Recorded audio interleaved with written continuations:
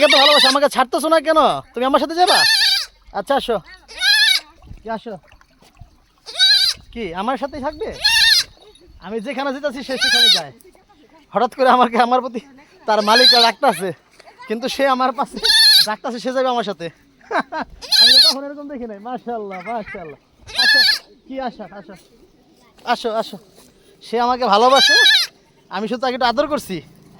সে দেখি সে কত কোথায়, সে যায় না ওদিকে আমার কাছে। আচ্ছা আসো আসো আসো আসো আসো, আয়ো আসো আসো আসো আসো। কি আমার কাছে বা?